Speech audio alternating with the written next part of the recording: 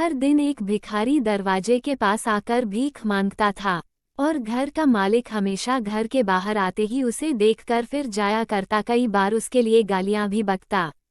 वो कहता, तू जिंदा ही क्यों है? पूरी जिंदगी ऐसे ही भीख मांगेगा क्या? धरती का बोझ क्यों बना बैठा है? और कभी कभी उस भिखारी को गुस्से में वह धक्का भी मार दिया करता। इतना कुछ हो जाने के बावजूद अधिकारी के मुंह से सिर्फ यही निकलता कि भगवान भगवान तुम्हारे पापों को माफ करे। एक बार सेठ को धंधे में बड़ा नुकसान होने की खबर मिली। सेठ बहुत परेशान था कि तभी उसके दरवाजे पर वही भिखारी आया। गुस्से में अपना आपा खोते हुए सेठ ने उस भिखारी को पत्थर दे मारा। पत्थर लगने के कारण भिखारी का सर फूट गया और उसके सर से खून बहने लगा। फिर भी दर्द से कराहते हुए भिखारी ने इतना ही कहा, भगवान तुम्हारे पापा को माफ करे। भिखारी वहां से चला गया। सेठ सोच में पड़ गए, भिखारी को पत्थर मारा फिर भी उसने सिर्फ प्रार्थना की। सेठ का गुस्सा शांत हुआ, शेर का मन शांत हुआ। भिखारी का रहस्य जानने के लिए सेठ ने भिखारी का पीछा करना शुरू कर दिया।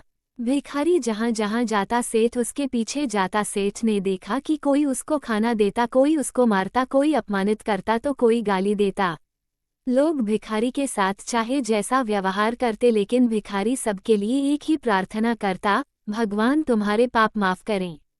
अब रात होने को आई थी। भिखारी अपने घर जाने के लिए लौटा। वो अपने घर पहुंच गया, लेकिन सेठ अब भी उसका पीछा कर ही रहा था। एक पुरानी टूटी हुई खटिया पर एक बूढ़ी औरत लेटी हुई थी, काफी कमजोर और बीमार लग रही थी। वह भिखारी की पत्नी थी। अपने पति को वापस आता देख वह खाट से उठ खड़ी हुई। पत्नी ने अपने पति के भीख वाले कटोरे में देखा, उसमें सिर्फ आधी बासी रोटी थी। उसे देखकर वह बोली, आज बस इतना ही मिला, और हाँ, आपके सिर से खून निकल रहा है, ये चोट कैसे लगी? बूढ़ा भिखारी बोला, आज बस इतना ही मिला, किसी ने कुछ दिया ही नहीं। सब ने गालियां दी और एक नए पत्थर भी फेंकना, इसलिए मेरा सर फट गया। एक गहरी ठंडी सांस लेकर बूढ़ा भिखारी फिर से बोला, यह मेरे ही पापों का फल है। तुम्हें याद है कुछ सालों पहले हम कितने अमीर थे?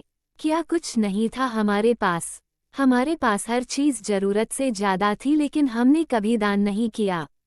और उससे भी बुरा हमने उस अंधे भिखारी के साथ किया जो हमारे द्वार पर भीख मांगने आया करता था। बूढ़ी पत्नी की आंखों में आंसू आ गए। वह बोली, हाँ, हम उस बेचारे अंधे के साथ बहुत बुरा करते थे। उसका अपमान करते थे, उसे खाने के लिए रोटी की जगह कागज दिया करते, उसका मजाक उड़ाया करते और कभी कभी मारा भी करते।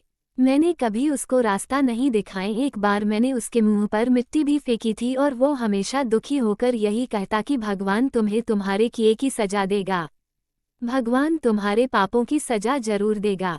उसका श्राप सच हुआ और हम इस दुख भरी जिंदगी में आ गए।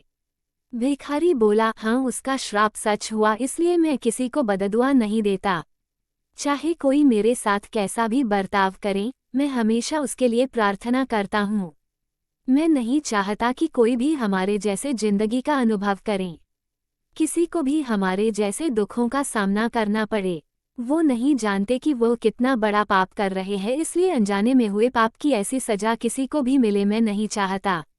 सेठ वहीं पर छुपकर यह सारी बातें सुन रहा था। अब उसे सब कुछ समझ में आ गया था। भिखारी और उसकी पत्नी ने वह आधी रोटी मिल बांटकर खाई और भगवान को धन्यवाद बोलकर सो गए। अगले दिन बड़ा भिखारी फिर से भीख मांगने गया। सेठ के घर के पास जाते हैं। सेठ ने पहले से गरम रोटी या उसके लिए निकाल कर रखी थी। उसे देते हुए सेठ विनम्रता से बोला, माफ कर दीजिए बाबा, उसे बहुत बड़ी गलती हो गई। बूढ़ा भिखारी बोला, भगवान तेरा भला करे। इतना कहकर वह आगे निकल गया। इस कहानी से जो सीख लेने लायक है वो बड़ी ही सिंपल है कि आदमी चाहे किसी के बारे में बुरा कहे या भला करे, लेकिन भगवान सिर्फ कर्म के हिसाब से उसको फल देता है। क्या हुआ अगर भगवान नहीं दिखता है, लेकिन ये बात बिल्कुल सच है, उसके खाते में सबका हिसाब बहुत बहुत पक्का होता है। इसलिए जब किसी के लिए कुछ भी करो तो अच्छा ही करो।